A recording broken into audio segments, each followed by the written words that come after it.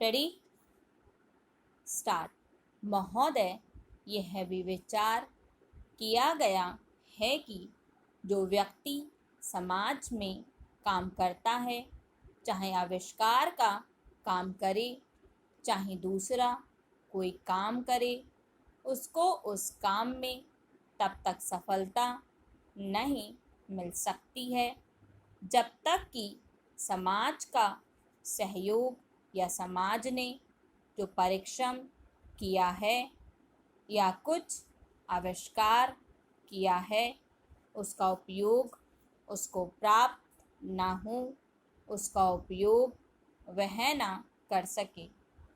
इसलिए जब भी कोई व्यक्ति किसी वस्तु का आविष्कार करता है तो आविष्कार करने में न केवल उसका अपना परिश्रम रहता है, लेकिन साथ ही साथ समाज ने जो काम किया होता है, चाहे विज्ञान के क्षेत्र में या प्रौद्योगिकी के क्षेत्र में या किसी अन्य क्षेत्र में, उस सबसे भी वह लाभान्वित होता है।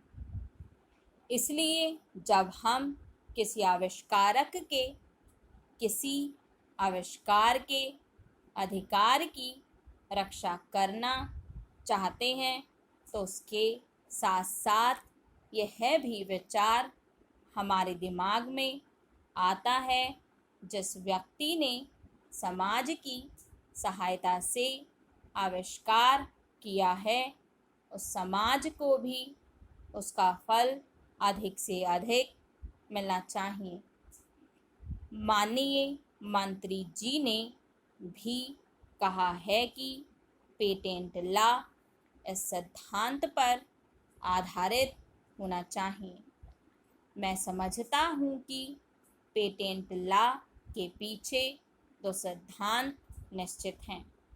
पहला सिद्धांत तो यह है कि जो व्यक्ति परिश्रम करके, धन लगाकर, अपना दिमाग लगाकर के किसी वस्तु का आविष्कार करता है, उसके तथा अपने परिवार के लोगों के अधिकारों की जहाँ रक्षा होनी चाहिए, उसके साथ ही साथ जैसा मैंने अभी कहा है, कोई व्यक्ति समाज में व्यर्थ में काम नहीं करता है, वरन पिछले समाज के लोगों ने जो जो काम किए होते हैं, चाहे विज्ञान के क्षेत्र में या प्रौद्योगिकी के क्षेत्र में या किसी अन्य क्षेत्र में,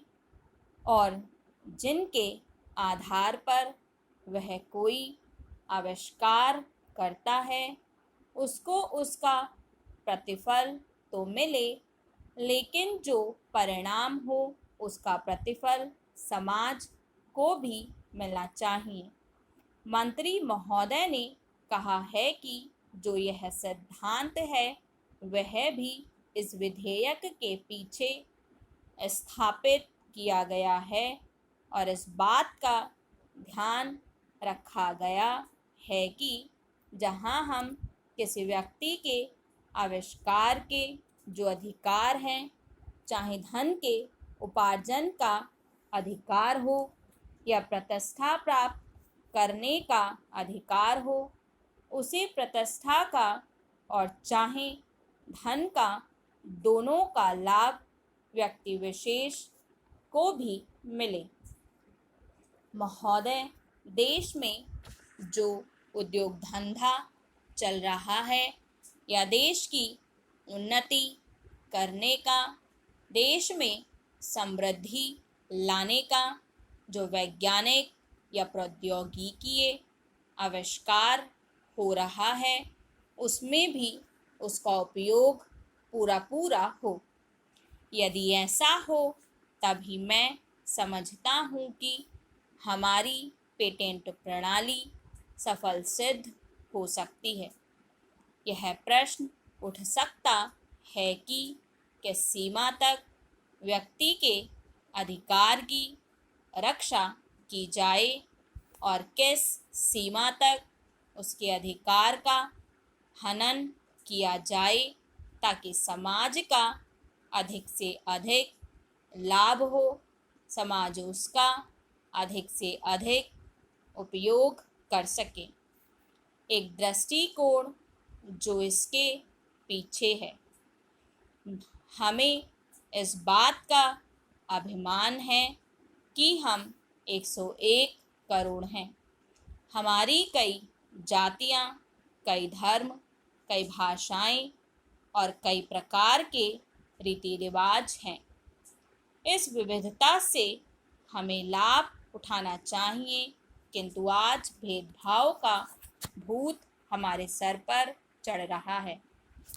भारत को स्वतंत्रता मिली है, इसका अर्थ यह होना चाहिए कि गरीबों की सेवा के लिए आज तक हमें जो सुविधाएं उपलब्ध नहीं थी वे मिली हैं। जिस प्रकार भरत ने अयोध्या के राज्य को राम का समझकर सेवक वृत्ति से राज्य का काम संभाला था, उसी प्रकार हमें समझना चाहिए कि राज्य गरीब जनता का है, जो उसके नाम पर उसके संरक्षक बनकर हमें उसको चलाना है। अब गरीब को ऐसा अनुभव होना चाहिए कि हर एक उसकी सेवा में लग रहा है। सूर्य के उदय होने पर धनी गरीब सबके घरों में प्रकाश पहुंचता है। ठीक उसी प्रकार स्वराज्य का लाभ सबको एक समान मिलना चाहिए। इसका सुख धनी निर्धन सबको बराबर मिलना चाहिए। जनता को हमने वचन दिया था कि स्वराज्य मिलने पर हम आपके दुख दूर करेंगे। अब वह समय आ गया है जबकि हमें अपने उस दिए हुए वचन को सार्थक करना है। इतने बड़े देश में विचार भेद होना स्वाभाविक है।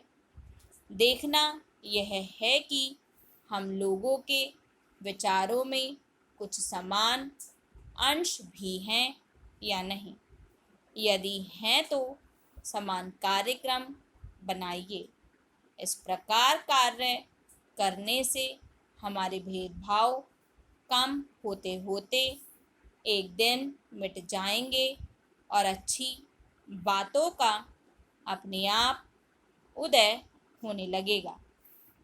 अगर उसी प्रकार भेद स्थापित करने का प्रयत्न किया गया तो लोग सत्ता के पीछे पड़ जाएंगे और स्वराज्य प्राप्त होने का आनंद हम लोगों को नहीं मिल सकेगा।